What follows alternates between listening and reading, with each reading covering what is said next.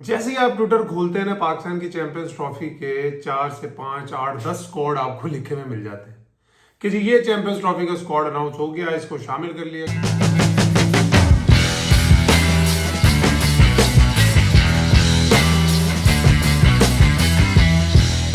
अस्सलाम वालेकुम जी, welcome to my YouTube channel. और आजकल ना यार, कोई भी सोशल मीडिया की ऐप आप खोल लें, चाहे वो इंस्टाग्राम है, चाहे वो फेसबुक है, चाहे वो ट्विटर है, स्पेशली ट्विटर की मैं बात कर रहा हूँ, एक्स की। जैसे ही आप ट्विटर खोलते हैं ना, पाकिस्तान की चैंपियंस ट्रॉफी के 4 से 5 8 10 स्क्वाड आपको लिखे में मिल जाते हैं कि जी ये चैंपियंस ट्रॉफी का स्क्वाड अनाउंस हो गया, इसको शामिल कर लिया गया, इसको निकाल दिया गया है, इस प्लेयर का जिक्र ही नहीं हुआ, इस प्लेयर को कॉल कर लिया गया।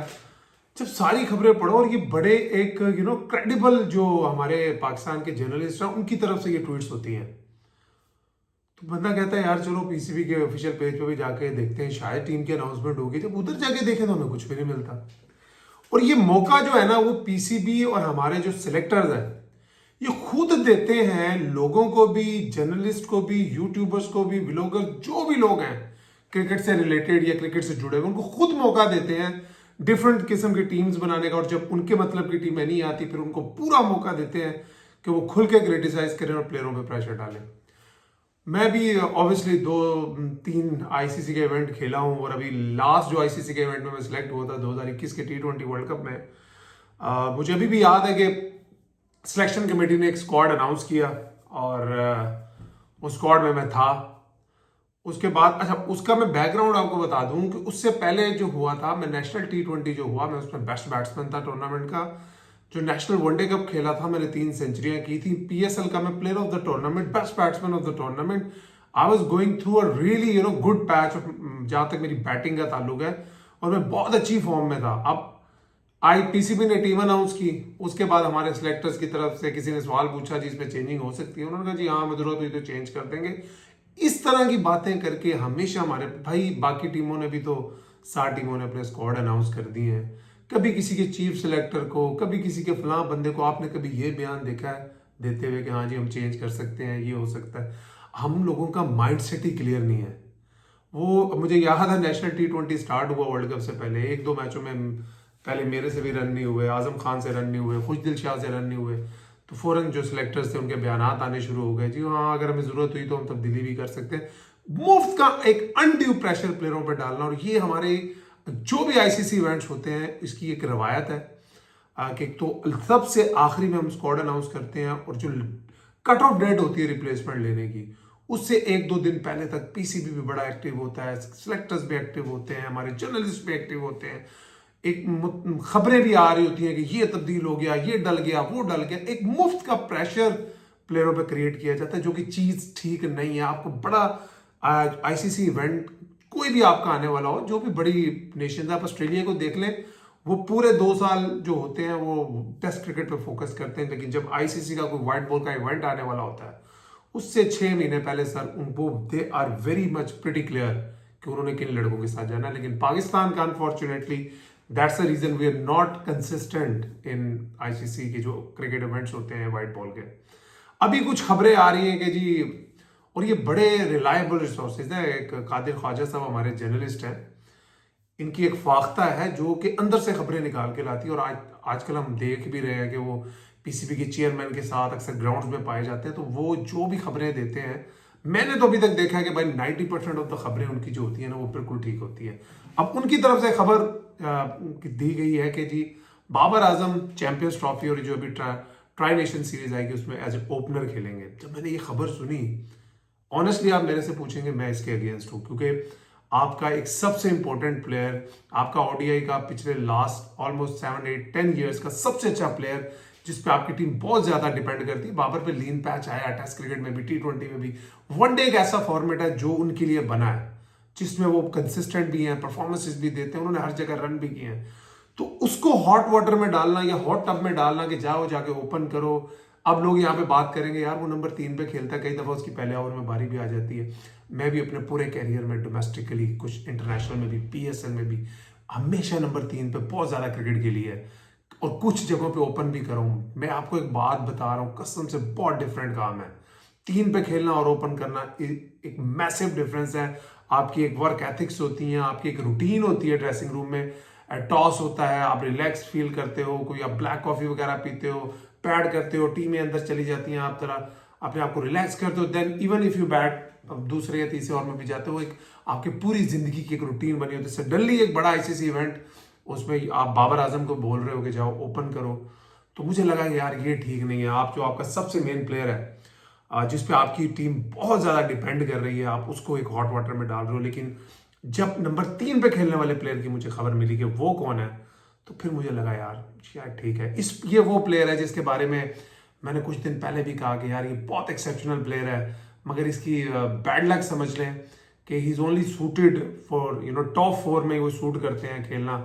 लेकिन 3 नंबर पे ऑब्वियसली बाबर खेलते हैं, 4 पे रिजवान खेलते हैं। इज वेरी अनफॉर्चुनेट कि वो वनडे क्रिकेट नहीं खेल पा रहे, बट जो उनकी कंसिस्टेंसी है टेस्ट क्रिकेट में, जो उनकी कंसिस्टेंसी है जो डोमेस्टिक के वनडे क्रिकेट में, और जिस तरह के वो स्पेशल प्लेयर हैं, उनको पीसीबी एडजस्ट करना चाहता है, स्पेशली इन कंडीशंस में जो पाकिस्तान में खेलेंगे, जहां स्पिनर्स बहुत ज्यादा बॉलिंग करेंगे, जहां हम दुबई में जाकर अगर खेलते हैं इंडिया के खिलाफ, या हम सेमीफाइनल खेलते हैं या फाइनल खेलते हैं इंडिया के खिलाफ जाके दुबई में, तो साउथ शकील कोई पाकिस्तान जो खबरें आ रही है, फाख्ता बता रही है, मैं नहीं बता रहा भाई, फाख्ता जो बातें बताती है वो अंदर से निकाल के ले आती है, तो हम भी वैसे ही कोट कर रहे हैं। तो बताया जा रहा है कि साउथ शकील को 3 पे पाकिस्तान ट्राई नेशन सीरीज में कर रहा है, और शान मसूद और इमाम उल हक जिनके बारे में हम बहुत दिनों से बातें कर रहे हैं कि यार इनमें से किसको मौका मिलना चाहिए, साइम अयूब की जगह। अब्दुल्ला शफीक भी नहीं है टीम में, तो सुनने में आ रहा है, फाख्ता बता रही है कि उनके नाम पे काटा है और उनसे उनका नाम डिस्कस भी नहीं हो रहा। और पाकिस्तान चाहता है कि 3 नंबर पे साउथ शकील खेले, 4 पे मोहम्मद रिजवान, 5 पे कामरान गुलाम, 6 पे सलमान अली अगा, और 7 नंबर पे वो प्लेयर जिसके बारे में I think I was probably the first person जिसने एक स्पेशल व्लॉग बनाया था उस बंदे के ऊपर कि यार इस प्लेयर को आप भूल गए हैं, ये एक यूटिलिटी क्रिकेटर है। और ऑब्वियसली उसको जब पहले T20 क्रिकेट में आपने मौका दिया, वो उस तरह से परफॉर्म नहीं कर पाया, बट उसकी फॉर्म बहुत अच्छी है। वो चैंपियंस कप खेला, उसने वहां पे रन किए, बीपीएल में क्या कमाल बारियां ले रहा है वो, 4 ओवर हर मैच में कर रहा है, फील्डर बहुत अच्छा है, फिट बहुत ज्यादा है। इस प्लेयर की तरफ आप देख सकते हैं, हॉर्सेस फॉर कोर्सेस। आपको साइम अयूब इंजर्ड हो गया है, आपको 7 नंबर पे एक ऐसा बैट्समैन चाहिए जो बॉलिंग कर सके। 7वें नंबर पे आइडियली पाकिस्तान पहले ये भी सोच सकता था साइम अयूब के होते हुए कि यार शायद हम बॉलिंग ऑलराउंडर भी ट्राई कर लें।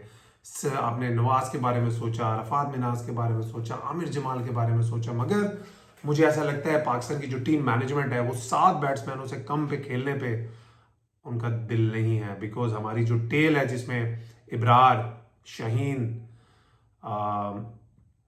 नसीम और हारिस रऊफ, उस पर मुझे लगता है कि पाकिस्तान की जो टीम मैनेजमेंट है उसको इतना ट्रस्ट नहीं है कि अगर हम 7वें नंबर पे भी अगर एक बॉलिंग ऑलराउंडर डाल देते तो हमारी जो लोअर ऑर्डर है वो बहुत बुरी तरह एक्सपोज हो सकती है अगर हम ऊपर से 2-3 विकेटें गिरा दे। तो पाकिस्तान की ये कोशिश थी कि 7 नंबर पे ऐसा प्लेयर खिलाया जाए जो जेनुअनली बैट्समैन हो, लेकिन वो 4-5 ओवर करके कंट्रीब्यूशन भी कर सके। जो हमने बात भी की थी कि यार खुशदिल शाह की तरफ आपको देखना चाहिए। बेशक आप लोग भूल चुके हैं उसे, लेकिन ये हॉर्सेस फॉर कोर्सेस वाली सिचुएशन है। आपको लाइक टू लाइक प्लेयर चाहिए। सैम अयूब को आप नहीं अवेलेबल, पाकिस्तान के लिए बहुत बड़ा डेंट है, बट आप ओपनर अगर बाबर को लेकर जा रहे हैं, साउथ शकील को इंडक्ट कर रहे हैं आप अंदर, तो 7वें नंबर पे हमें सुनने में आ रहा है, फाख्ता ने बताया, मैंने नहीं बताया, और फाख्ता जो है वो अंदर की खबरें लाती है, क्योंकि आजकल पीसीबी के चेयरमैन के साथ जितना फाख्ता को देखा जाता है किसी को नहीं देखा जाता। तो सुनने में आ रहा है कि खुशदिल शाह, ये बहुत अच्छी इंक्लूजन है, मैं आपको बता रहा हूँ। खुशदिल शाह प्रॉबेबली वो बहुत लोगों के फेवरेट नहीं है, टेक्निकली इतने साउंड नहीं है, मगर जिस नंबर पे वो खेलते हैं उस नंबर पे वो पिछले कुछ अरसे से बहुत अच्छी परफॉर्मेंसेस दे रहे हैं। और सबसे अच्छी जो फॉर्चुनेट बात है, मोहम्मद रिजवान कैप्टन होंगे। मैं भी रिजवान की कैप्टनसी में खेला हूँ जब खुशदिल शाह मुल्तान सुल्तान्स में खेलते थे। He was a very part time एक स्पिनर होते थे, और जिस तरह से मोहम्मद रिजवान की एबिलिटी है कि वो पार्ट टाइमर्स को इवन पीएसएल में, T20 क्रिकेट में जहाँ पे बहुत हाई स्कोरिंग मैचेस होते हैं वहां पे वो यूज करते थे खुशदिल शाह को। और मुझे याद है he was the second highest wicket taker in the tournament and he was the best all rounder of the tournament as well. तो ये किस्मत अच्छी है कि मोहम्मद रिजवान ने उनको बड़े करीब से देखा हुआ है। केपीके में इकट्ठे खेले हैं, पिशावर में इकट्ठे खेले हैं, मुल्तान सुल्तान में इकट्ठे खेले हैं। अगर आप पाकिस्तान की बैटिंग देखते हैं ना, आप बैटिंग देखें पाकिस्तान की तो उसमें आपको नजर आएंगे ओपन बाबर आजम और फखर जमान, 3 पे सऊद शकील, 4 पे रिजवान, 5 पे कामरान गुलाम, 6 पे सलमान अली आगा और 7 पे खुशदिल शाह। तो ये बहुत तगड़ी बैटिंग लाइनअप है।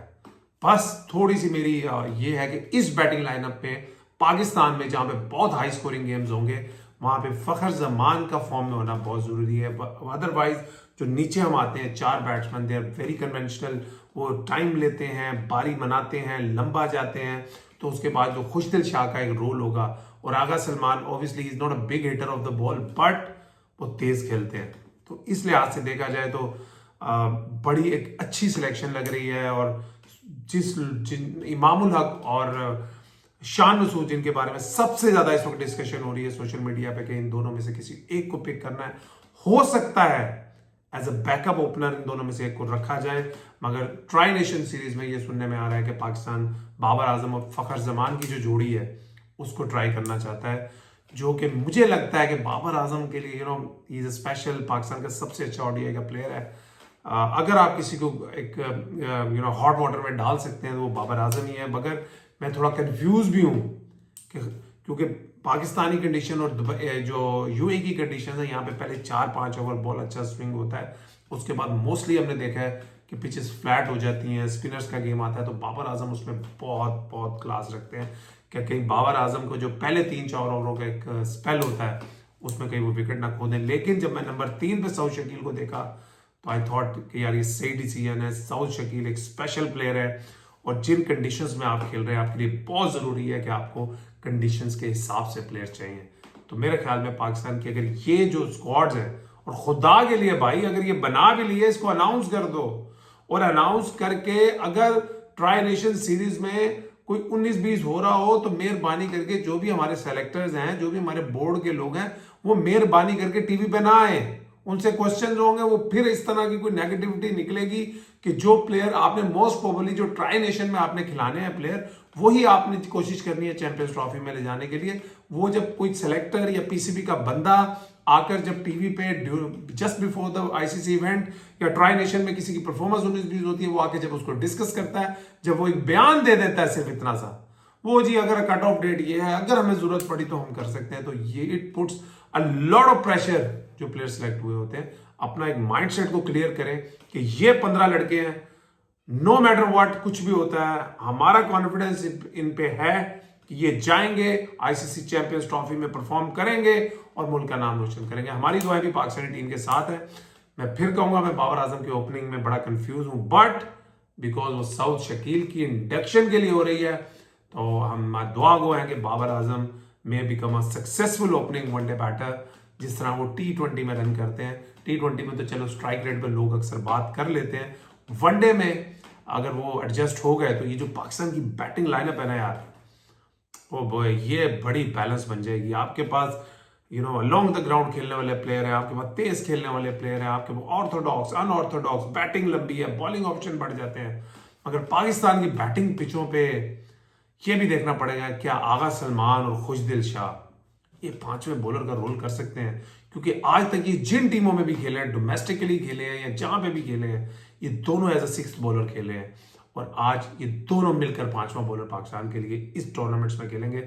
हमारी दुआ है इन प्लेयरों के साथ। अपना ख्याल रखिए, इंशाल्लाह जल्दी मुलाकात होगी।